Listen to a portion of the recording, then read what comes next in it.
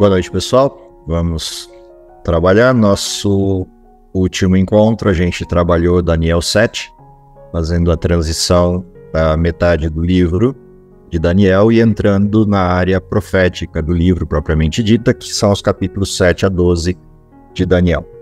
Especificamente para hoje, a gente tem como ponto de estudo o capítulo 8 de Daniel.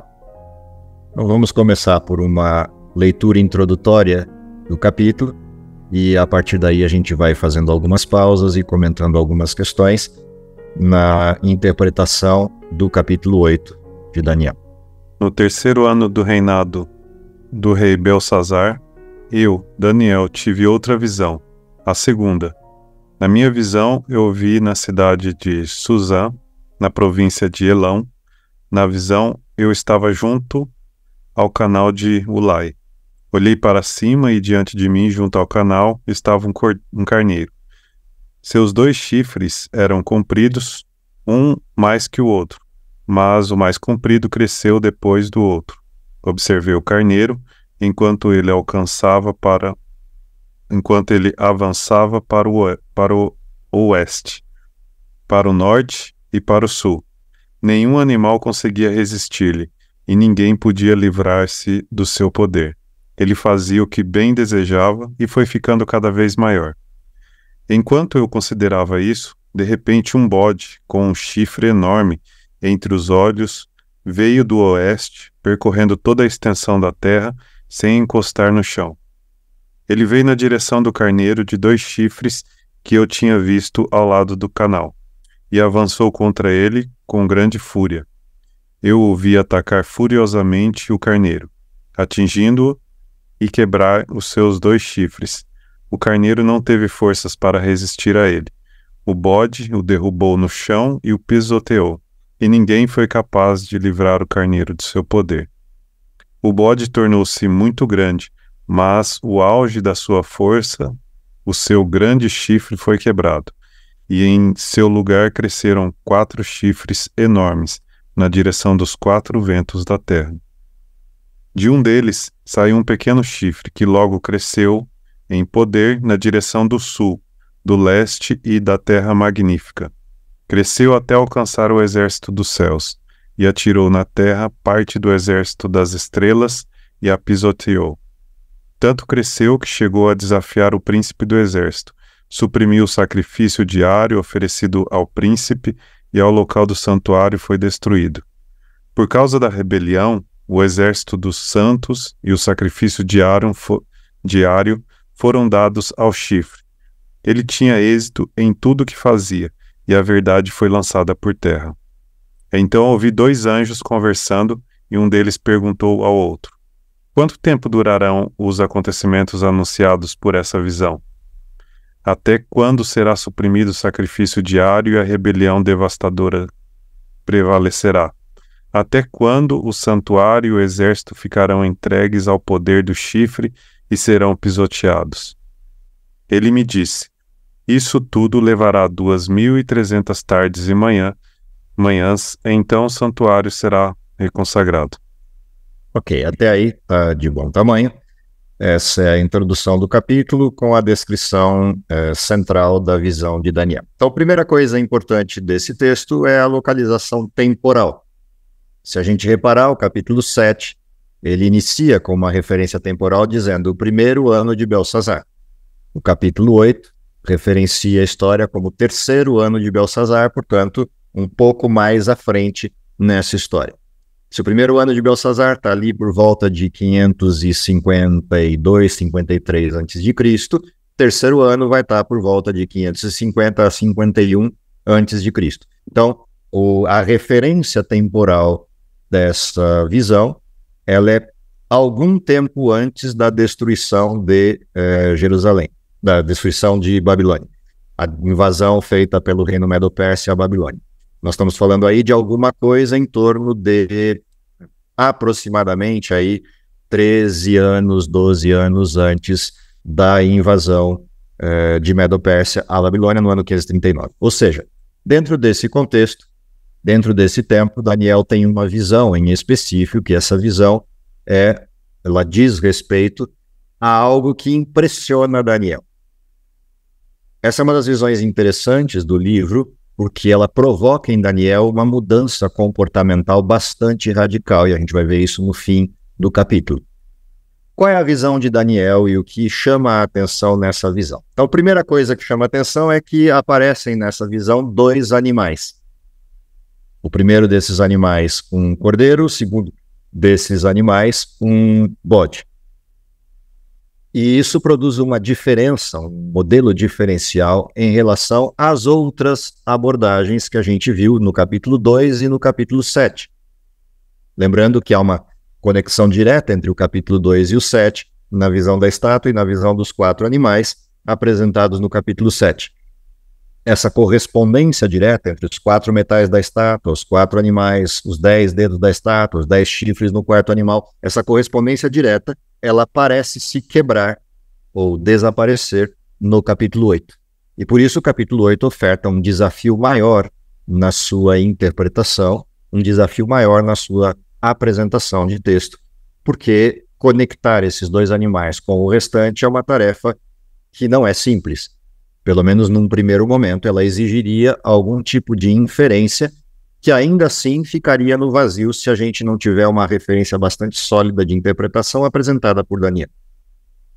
No detalhe, o que a gente precisa lembrar quando olha para esses textos? Então, relembrando o que a gente tem visto desde o início da abordagem do texto de Daniel, algumas coisas importantes sobre o livro, só para a gente ir relembrando, rememorando isso. Primeira coisa importante é que quando a gente olha para o livro de Daniel, ele tem uma repetição nos textos proféticos, repetição essa que aumenta em detalhes conforme a gente vai avançando no texto, modifica a visão com alguma abordagem distinta, e há várias sugestões de olhar para isso, tanto naquele paralelismo concêntrico do livro, quanto naquele processo de ampliação da história em detalhes que a gente vai vendo nas repetições. O que a gente percebe é que há uma mudança de perspectiva. No capítulo 2, como vimos, uma perspectiva mais geral da história do mundo. No capítulo 7, que a gente já passou, uma perspectiva da história do mundo a partir dos impérios que de alguma forma atacavam o povo de Deus. E agora, no capítulo 8, nós somos chamados a atenção a 2 animais, não 4 símbolos, e de alguma forma isso modifica a visão que a gente está tendo do livro, que vai depois culminar no capítulo 9 com mais um nível de detalhamento, que é o fechamento disso. Quando a gente vem especificamente para os animais que compõem essa visão, seja o carneiro ou o bode, que 2 coisas chamam a atenção logo de cara. O fato de que esses animais pertencem a algo conhecido da história de Daniel e da história do povo hebreu. Esses animais são animais ligados ao sacrifício que é feito no santuário. E, portanto, é natural que, já de cara, na parte inicial da visão, Daniel fosse provocado a lembrar-se do ritual do santuário, a lembrar-se das coisas que aconteciam no tempo de que Israel ainda vivia em liberdade e vivia em Jerusalém. Não há como evitar essa conexão na mente de Daniel, principalmente porque os termos escolhidos para descrever essa visão também são termos bastante peculiares na Bíblia. São termos ligados diretamente ao serviço do santuário, aos animais que eram escolhidos para o santuário, ou à identificação das partes do santuário. Como, por exemplo, no verso 14, a expressão que aparece ali ligada ao Santo dos Santos remete diretamente ao processo do lugar santíssimo do santuário, ao local chamado lugar santíssimo do santuário, bem como a expressão purificação do santuário é uma expressão peculiar presente no texto de Levíticos, lá no capítulo 16, na descrição do dia da expiação ou dia da purificação do santuário. Portanto, é quase inevitável a conexão dessa visão com o santuário de Israel. Não tem como desligar uma coisa da outra. O que já de cara oferta a perspectiva para a gente do que o capítulo 8 está apresentando. Se a repetição da história do capítulo 2 e do 7 se confirma no capítulo 8, o foco dessa visão está no povo de Deus. diferente do capítulo 7, cujo foco está nos impérios que compunham a história. Aqui, a especificidade é o que acontece com o povo de Deus. E se o foco é o povo de Deus, a história dos reinos, ela perde o protagonismo e a história do povo de Deus entra em cena como ponto principal da apresentação da história. E talvez por isso, ainda como hipótese, a disruptura do modelo trazendo 2 animais e não 4 nesta visão. Obviamente, para a gente ter certeza disso, vai ter que olhar a interpretação que Daniel fez do modelo. Antes da gente olhar a interpretação que Daniel dá ao modelo, algumas coisas importantes para a gente lembrar com respeito ao santuário se fazem necessárias para depois a gente conseguir interpretar adequadamente a visão. Então, a primeira coisa interessante de lembrar do santuário, para quem não se recorda de todos os detalhes, o santuário era uma estrutura construída na época do povo de Israel peregrinando pelo deserto entre o Egito e Canaã, por instrução de Deus, conforme um modelo que foi mostrado a Moisés. E esse santuário, basicamente, estava dividido em uma estrutura externa chamada pátio, cercada por um simulado de muro, que na realidade eram tecidos, formando essa cerca ao redor do santuário, e internamente a essa cerca formando o pátio. Se você adentrasse o pátio do santuário, de cara você encontraria um grande altar chamado de altar do holocausto, o altar do sacrifício. Se você continuasse andando em direção à tenda, chamada tenda do tabernáculo, você encontraria à porta dela uma pia, e essa pia, para a purificação do sacerdote, era usada logo após o sacrifício para adentrar o lugar santo ou santíssimo do santuário. Se você entrasse na tenda do santuário, dentro da tenda você encontraria esta referência, uma divisão de 2 compartimentos, sendo que o primeiro compartimento era maior, o segundo compartimento menor, formando aí 3/3, 2:1. Esses 2 compartimentos eram chamados de santo e o interno, o menor, santo dos santos. Esse compartimento santo dos santos ou santíssimo é o que está abordado no verso 14 do capítulo 8 de Daniel. A purificação do santuário, ela ocorre a partir da referência de local, o santo dos santos. Esse é o local que entra em purificação por ocasião do dia da expiação. Bom, posto isso, como lembrança geral, ou seja, como referência geral do santuário, o que acontecia no serviço do santuário? Para a gente também lembrar detalhes que vão estar conectados com o capítulo 8. Então, a primeira coisa importante de lembrar é que todos os dias, pela manhã e pela tarde, acontecia aqui no altar de sacrifício, ou no altar de holocausto, uma oferta, um sacrifício, que era a oferta pelo povo, a oferta que representava toda a nação de Israel ali reunida debaixo da graça, debaixo do perdão dos pecados. Portanto, em qualquer parte do dia, seja noite ou dia, havia sempre o resguardo de uma oferta queimada no altar. Então, pela manhã, uma oferta que resguardava o dia, e pelo fim do dia, uma oferta que resguardava o período noturno. Ou seja, durante todo o tempo, Israel estava coberto pela graça do perdão de Cristo, do perdão do sangue do Cordeiro. Esse sacrifício que era feito aqui, uma vez imolado o cordeiro, o sacrifício feito, uma parte desse sangue do sacrifício que era feito aqui fora no templo, era levado para dentro do templo e aspergido na cortina do templo, simbolizando que o pecado que foi perdoado do povo precisa ser pago por alguém, ou seja, vai para a conta de alguém. O povo foi justificado, foi perdoado, e alguém assumiu a conta, e este que assume a conta é Deus. Portanto, para dentro do santuário de Deus vem o pecado que foi perdoado ao povo. Ou seja, o pecador perdoado, o pecado é transferido para o templo, todos os dias. Chegava um momento na história do ano eclesiástico de Israel em que a cerimônia de purificação do santuário ocorria, e nessa cerimônia de purificação você migrava de um ano eclesiástico para outro, ou seja, encerrava o serviço de um ano do templo para abrir o serviço de um próximo ano no templo. Independente da questão do calendário anual, o ano religioso, o ano de serviço do templo, a partir do dia da purificação, ele era trocado. E você começava um ano novo, limpo o santuário. E todo o processo se repetia outra vez. O que simbolizava essa purificação do santuário? Enquanto o cordeiro que morria aqui no pátio do templo remetia à ideia da promessa de Deus de que um dia o Messias viria para morrer por todos, pagando o preço do pecado com o seu sangue, e por isso, por antecipação, quando o cordeiro era morto, eu estava remetendo à expectativa de que um dia essa graça se confirmasse na pessoa de Cristo, no Messias que viria para morrer pelo seu povo. O dia da expiação é como se eu desse um salto no tempo e fosse lá para o dia da cruz, o momento específico da cruz, quando de fato o Messias veio e morreu. E, portanto, o pecado foi definitivamente pago e julgado em Cristo.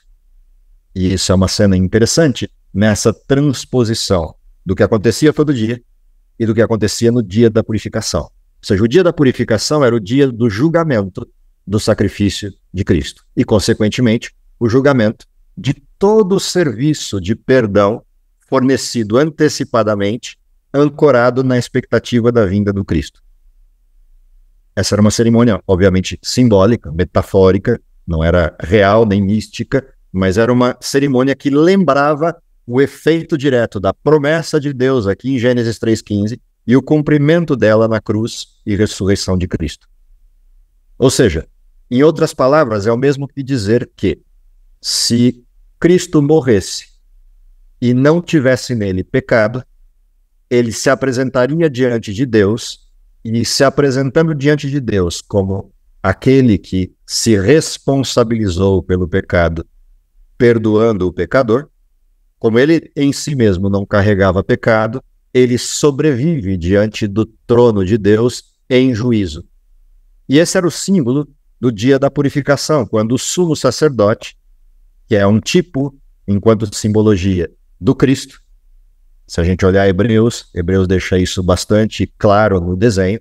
O sumo sacerdote representava a ideia do serviço de Cristo enquanto sumo sacerdote no céu, aquele que intercede pelos seus filhos e, consequentemente, responsabiliza-se dentro do modelo pela estrutura do pecado. Esse sumo sacerdote cruzava o véu do templo no dia da expiação, no dia da purificação. E ao entrar diante da Arca da Aliança, onde estava depositada a lei de Deus, ele se submetia ao juízo. Se não houvesse pecado, ele sairia do lugar santíssimo vivo, porque a glória de Deus, o Shekinah, que ficava entre esses dois querubins no lugar santíssimo, essa glória inundava todo o templo, e se o sacerdote ou o povo estivesse em pecado, o que aconteceria é morte. O mesmo ocorreria com Cristo, se tivesse ido à cruz, tendo pecados. Como Cristo vai à cruz e é inocente, a mesma simbologia ocorre aqui. Se o sumo sacerdote entra e está sem pecado, ou seja, os pecados foram confessados lá fora, depositados sobre o cordeiro, o povo inteiro se arrependeu e entregou sua vida enquanto preparo para esse momento. Então o sumo sacerdote entra, a glória de Deus enche o templo e ele sai de lá vivo, porque não tem pecado. Essa era a cerimônia, essa era a cena que acontecia no dia da expiação, que em outras palavras era o dia do julgamento, dessa questão central que é o que o pecado impõe. Posto isso como cena de fundo, então agora vamos olhar para os detalhes da visão do capítulo 8. Quando a gente olha em detalhe o que está acontecendo ali no capítulo 8, centrado com essa ideia do que ocorre dentro do serviço do santuário durante o ano e no dia da expiação, do que se trata, então, essa visão? A primeira parte interessante dessa visão tem a ver com a possibilidade da gente conectar esses elementos da visão com as visões anteriores, os reinos vistos no capítulo 2 ou no capítulo 7. Mas para a gente poder fazer isso, é necessário que Daniel nos ajude com a interpretação que lhe foi fornecida dessa visão. Porque a gente não pode simplesmente num fator aleatório, interpretar assim, ainda que possa parecer óbvio alguns dos elementos presentes nos símbolos. Então, quais são os elementos que a gente verifica nos símbolos em detalhe? Primeiro, o carneiro, ele dá amarradas em 3 direções, ou seja, ele arremete-se enquanto ataque em 3 direções diferentes. Quando a gente observa o bode vem correndo na direção do Oriente para o Ocidente, e a gente verifica que no caminho ele vem em tal velocidade que não toca o chão. Tem um chifre notável entre os seus olhos, e ele ataca o cordeiro, o carneiro, e o deita, o põe à terra, e o pisoteia e o destrói. A gente está olhando para essa figura e ela muda de contexto, porque o chifre que ela carrega entre os olhos, ele parte-se e surgem 4 em seu lugar. E esses 4 apontam para diferentes direções, para os 4 ventos do céu, e aí vem a sequência de um chifre pequeno que aparece em cena, e esse chifre pequeno se engrandece para também 3 direções, sul, oriente e a terra formosa. E assim termina a visão dos animais. O carneiro, por sua vez, que apareceu, tinha um dos chifres que ele possuía mais alto do que o outro, e é a outra característica importante deste carneiro. Bom, quando a gente observa tudo isso, algumas inferências parecem até óbvias. Se a gente lembrar que na visão do capítulo 7 tinha um urso, e esse urso tinha um lado mais alto do que o outro, e tinha 3 costelas na boca. Enquanto o carneiro, no capítulo 8, então, o urso no capítulo 7 tem essa visão, o carneiro no capítulo 8 tem um chifre mais alto que o outro e arremete-se em 3 direções. Por sua vez, o bode do capítulo 8 faz lembrar algo que acontece no capítulo 7, que é um leopardo com 4 cabeças e 4 asas. Uma vez que esse bode tem um chifre notável que é quebrado e surgem 4 em seu lugar, para os 4 ventos do céu. Porém, como eu falei, a conexão direta disso depende de uma sustentação no texto. Então, vamos para a continuidade do texto, a segunda parte do capítulo 8. A partir do verso 15, vamos ver como é que a visão continua a partir das preocupações de Daniel. A interpretação da visão. Enquanto eu, Daniel, observava a visão e tentava entendê-la, diante de mim apareceu um ser, parecia um homem, e ouvi a voz de um homem que vinha do Ulai. Gabriel, dê a esse homem o significado da visão. Quando ele se aproximou de mim, fiquei aterrorizado e caí prostrado. Ele me disse: Filho do homem, saiba que a visão refere-se aos tempos do fim. Enquanto ele falava comigo, eu, com o rosto em terra, perdi os sentidos. Então ele tocou em mim e me pôs em pé, e disse: Vou contar a você o que acontecerá depois, no tempo da ira, pois a visão se refere ao tempo do fim. O carneiro de 2 chifres que você viu representa os reis da Média e da Pérsia.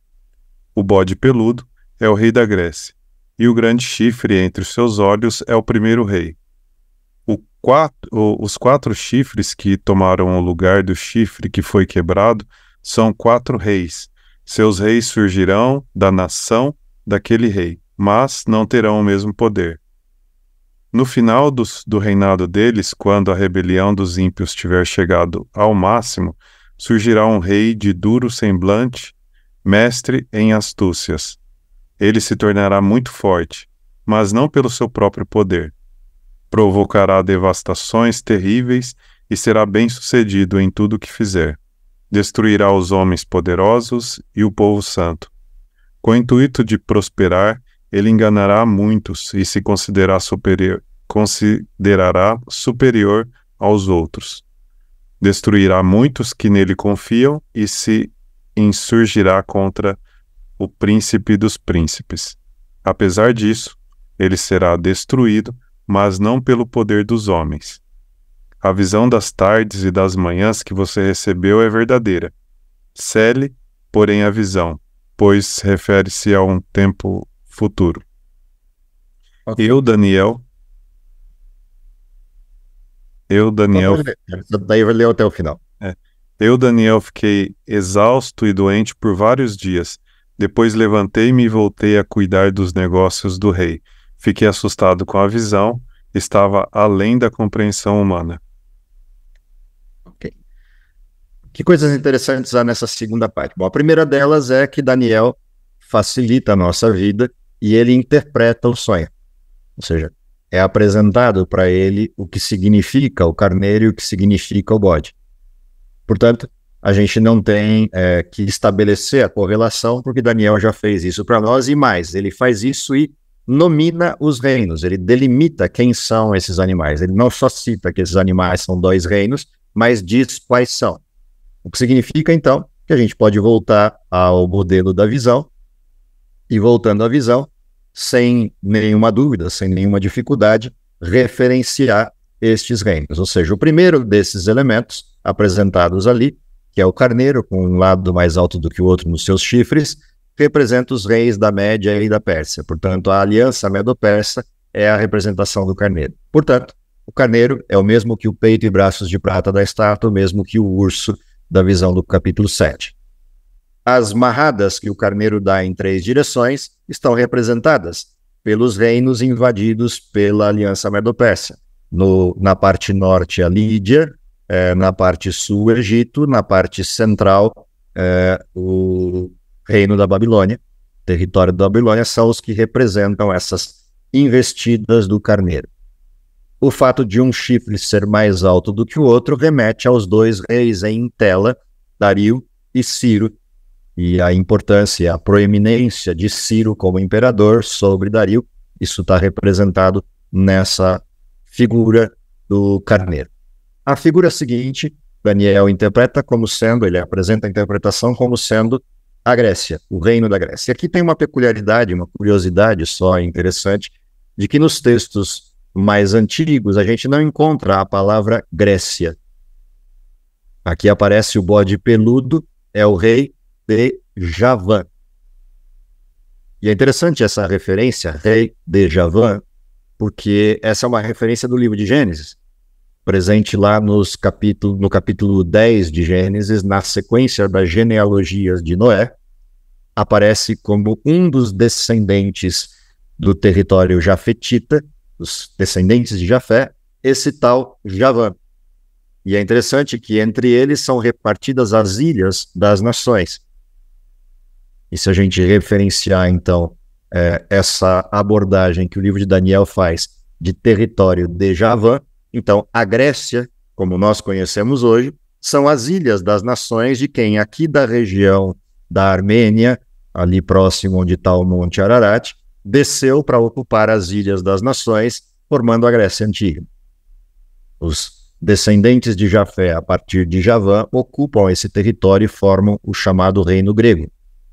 Essa conexão é muito interessante no desenho de Daniel, porque o nome atual Grécia se conecta com o nome antigo do território de Javã, ligando a gente com as cenas posteriores ao dilúvio, as descendências de Noé, como parte dos formadores dessa região.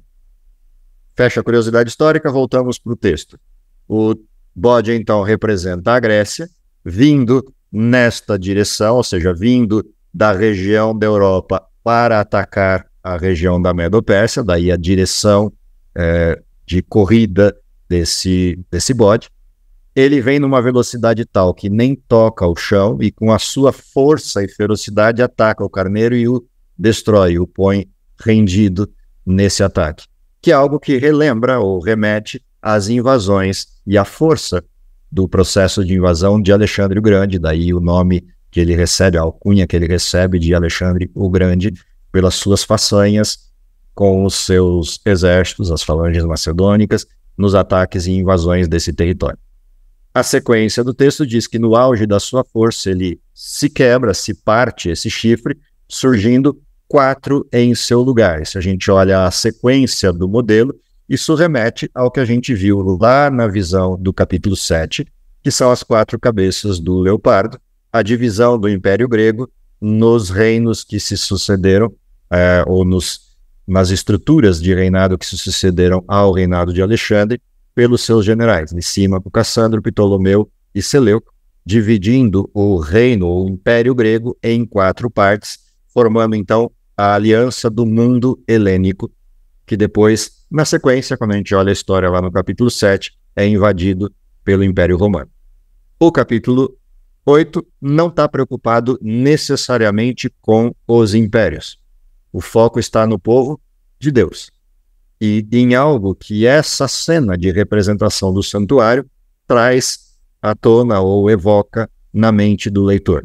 Essa é a preocupação principal do capítulo 8. Embora o capítulo 8 faça alusão em detalhe a um dos reinos que sucedem à estrutura greco-romana e depois os 10 reinos da visão anterior. O capítulo 8 faz questão de relembrar a presença do chifre pequeno. Isso é uma parte importante no texto, porque como o povo de Deus é o que está em foco no capítulo 8, dados os símbolos do cordeiro e do bode e do santuário, o chifre pequeno no capítulo 7 era aquele que fazia ataques ao povo de Deus, atacava a verdade de Deus, deitava essa verdade por terra, tentava destruir o seu povo e perseguia o seu povo por um tempo determinado. Um tempo, tempos e metade de um tempo, ou 1260 anos, como a gente viu no capítulo 7.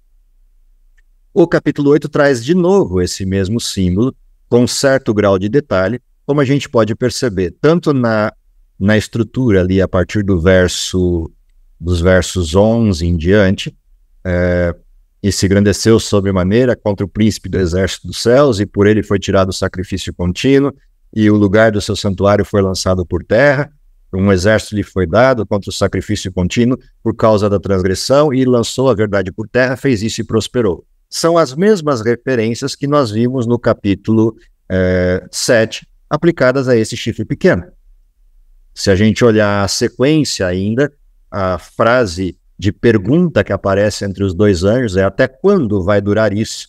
A questão do sacrifício contínuo que foi de alguma forma atacado pelo chifre pequeno e a transgressão assoladora, até quando essas coisas vão durar? E a resposta que ele obtém é: até 2.300 tardes e manhãs e o santuário vai ser purificado. Se a gente olha a interpretação que Daniel apresenta na sequência do texto, o que a gente encontra ali no verso 23 em diante, o que aparece. Mas no fim do seu reinado, quando acabarem os prevaricadores, verso 23, levantar-se-á um rei de feroz catadura, ou um rei de feroz semblante, e será entendido em adivinhações. Ele vai se fortalecer, mas não por sua própria força, destruirá de forma maravilhosa e prosperará, e fará o que lhe aprouver, destruindo os poderosos e o povo santo. As mesmas referências de perseguições manifestas no texto do capítulo 7. Pelo seu entendimento também fará prosperar o engano na sua mão, o seu coração se engrandecerá, destruirá muitos que vivem em segurança e levantar-se-á contra o príncipe dos príncipes, porém sem mão será quebrado.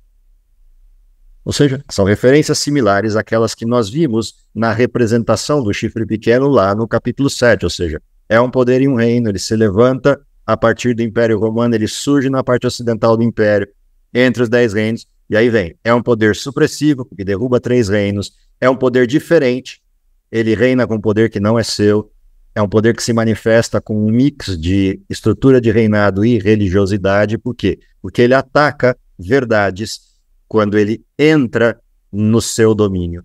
E essas verdades a gente viu no capítulo 7, várias delas sendo destruídas ao longo do período de domínio daquele poder.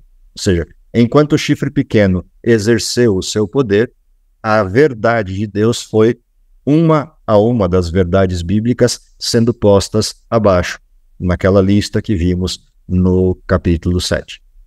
Ou seja, de alguma forma o capítulo 8 evoca a mesma preocupação com este poder que perseguiria o povo de Deus e adulteraria a verdade. E aí vem uma questão importante. Quando esse processo termina? Quando Deus fará justiça ao seu povo? Essa é a pergunta central do capítulo 8. Qual é o momento em que Deus vai entrar e fazer justiça ao seu povo? Quando a gente pensa nessa questão, qual é o momento que Deus vai fazer justiça ao seu povo, entra a profecia do capítulo 8, verso 14. Até 2.300 tardes e manhãs o santuário vai ser purificado. Qual é o problema com essa profecia? O problema com essa profecia é que ela tem um tempo, 2.300 tardes e manhãs, mas ela não tem nenhum delimitador, nem de quando começa, nem de quando termina. Ela só tem uma pergunta, até quando?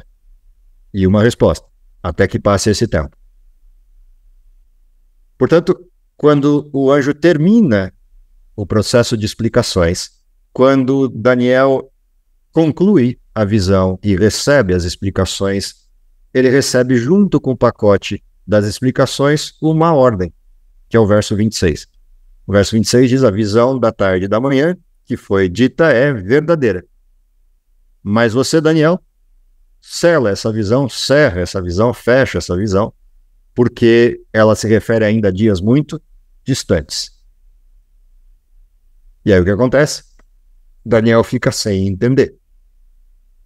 Ele entende os animais, ele referencia os reinos, mas aquilo que é a parte central do texto, que é a resposta da pergunta feita pelo anjo, até quando, essa pergunta não é respondida.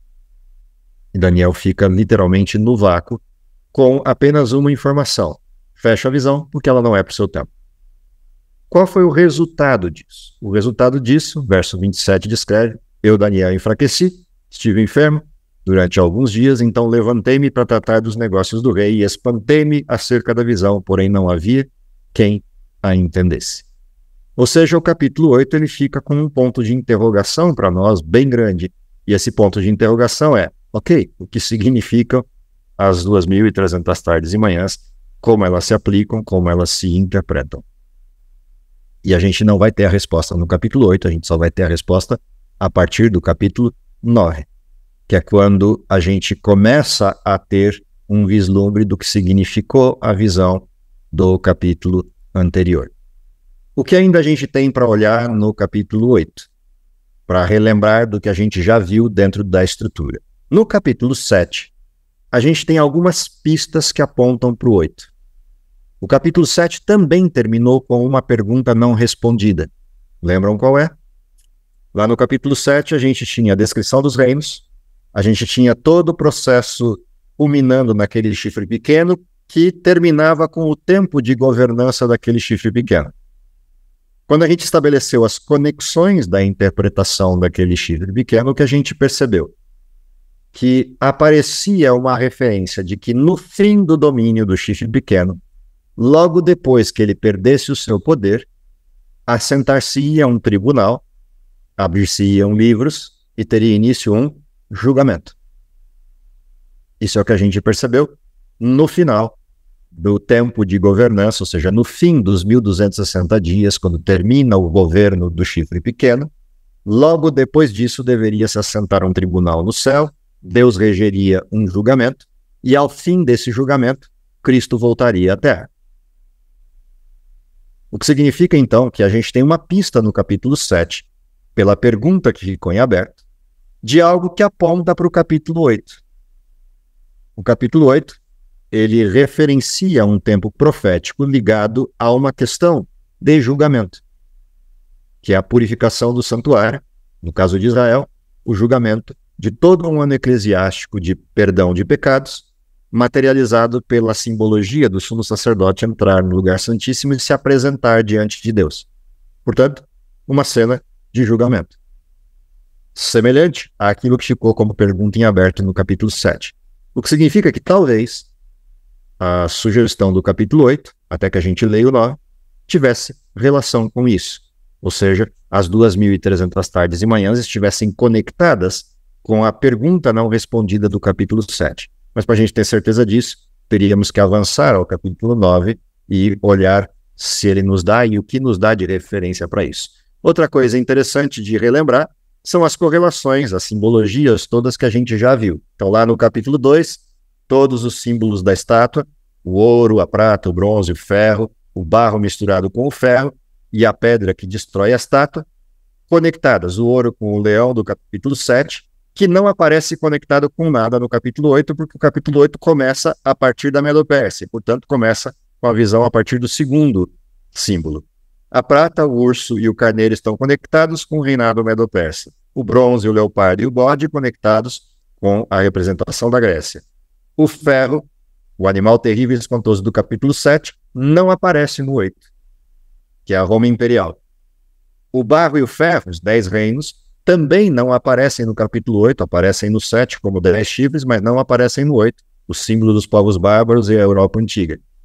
Já a sequência disso, o chifre pequeno, não aparece no capítulo 2, mas aparece no capítulo 8, simbolizando a instalação do poder romano religioso, substituindo o poder romano imperial, como vimos no nosso último estudo lá no capítulo 7. Por sua vez, o capítulo 7 fala de uma cena de julgamento, logo depois que o chifre pequeno perde o seu poder. O capítulo 8 não fala de juízo, fala de purificação do santuário, que quando a gente lembra do santuário de Israel, está conectado com uma cena de juízo, de julgamento. Então poderia haver uma correlação entre esses dois textos, mas a gente não tem certeza. Se for, então esse julgamento que acontece aqui no capítulo 7, ele acontece imediatamente antes da vinda do Filho do Homem nas nuvens do céu. Assim apontava o capítulo 7. No capítulo 2, a representação da vinda do Filho do Homem está feita por uma pedra que destrói a estátua, o reino de Deus que jamais será destruído. No capítulo 8, também a gente tem um apontamento indireto ao reino de Deus, como estrutura final desse modelo. Mas a descrição disso carece de interpretação, que a gente não tem no 8. A gente precisa continuar a leitura e ver o que o 9 lança de luz sobre isso.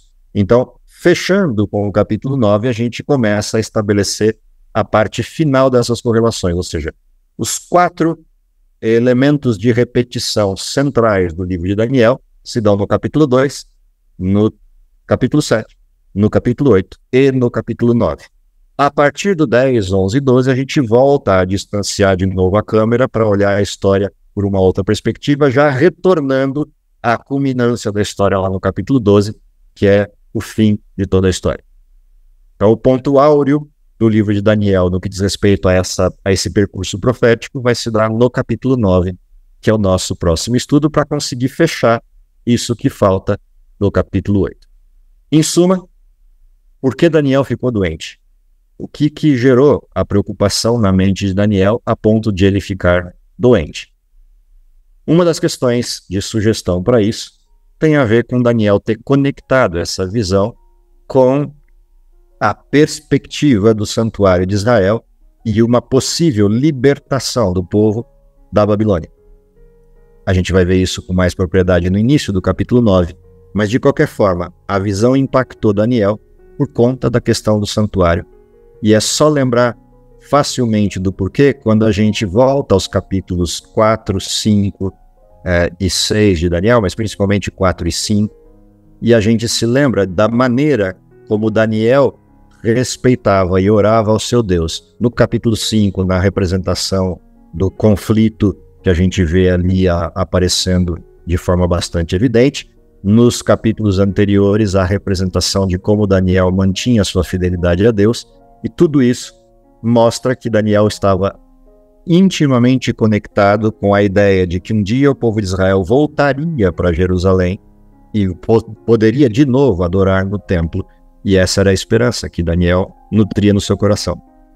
Resultado, quando alguém lhe apresenta uma visão cujo centro dela é o santuário, é impossível que Daniel não conectasse essas duas coisas e atrelasse 2.300 tardes e manhãs a restauração do santuário e de todo o modelo de vivência do povo de Israel em Jerusalém. E isso, obviamente, pôs Daniel numa angústia tremenda, dado o fato de que não lhe foi explicado o que aquele tempo significava. E aí, a mente de Daniel começa a viajar nas possibilidades de interpretação disso. E, consequentemente, em algumas questões que deixam Daniel ansioso e até desesperado por conta do tamanho desse tempo. Isso a gente guarda, vamos ver com propriedade no capítulo 9, no nosso próximo estudo. Do capítulo 8, penso que esses são os pontos principais de destaque para hoje. A gente vai voltar ao 8 quando terminar o 9, para fechar a interpretação desses dois capítulos em harmonia, em um conjunto só. Por hoje, tá de bom tamanho. Vamos orar? Querido Pai, está nos céus, te agradecemos pelo dom da vida, te agradecemos porque apesar de todas as circunstâncias que estamos vivendo, apesar de todas as dificuldades que temos visto no mundo que nos cerca, temos a certeza de que temos um Deus que acompanha a história, que controla a história e principalmente define os rumos dessa história a partir da perspectiva da salvação e do desejo de que todos os seus filhos respondam afirmativamente ao sacrifício de Cristo. Dá, Senhor, que, motivados por essa esperança e certeza, possamos cumprir a nossa missão de advertir o mundo da brevidade da Tua vinda e, principalmente, sermos representantes Teus como testemunhas do Evangelho no mundo em que vivemos. Tudo isso te pedimos, confiado nos méritos de Jesus, e em nome dele que oramos. Amém.